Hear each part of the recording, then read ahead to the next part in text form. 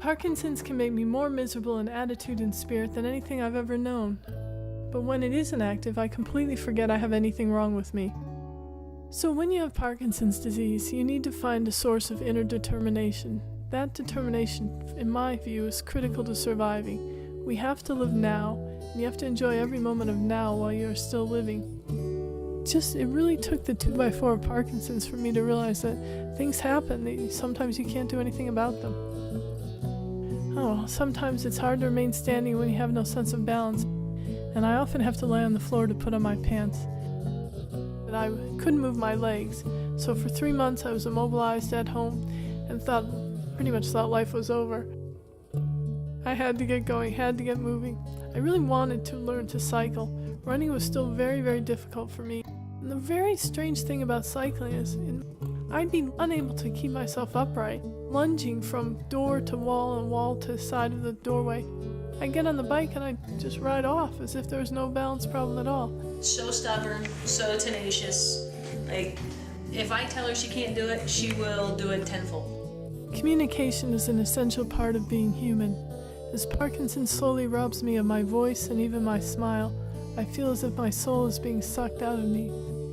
I will never again take any normally functioning part of my body for granted. The important thing is to get out there and exercise. And when I say out there, it doesn't have to be outside of your living room. It can be in your bed. You need to pull your knees up to your chest and stretch out your hip flexors. You need to practice your balance. You need to walk. Beautiful. So the act of exercise generates endorphins. Endorphins, like adrenaline, I think are a neurotransmitter, which helps your mind actually control your body.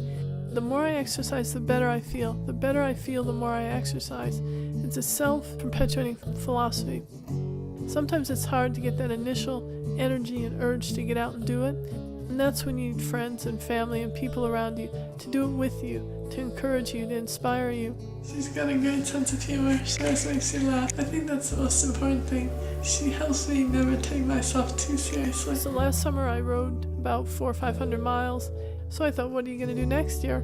So the next thing that was bigger and better was something called Ride the Rockies. They ride 60 to 70 miles a day, every day for 7 days. I've never done anything like this. That's fun. That's a good downhill.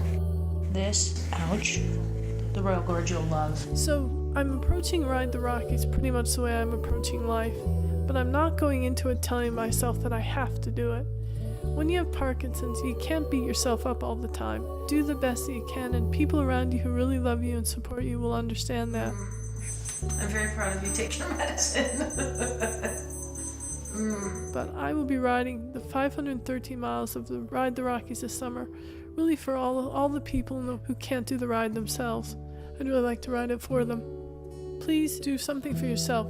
Get up and exercise. It doesn't matter who you are. It doesn't matter whether or not you have Parkinson's. Exercise is the best thing that we can all do for ourselves.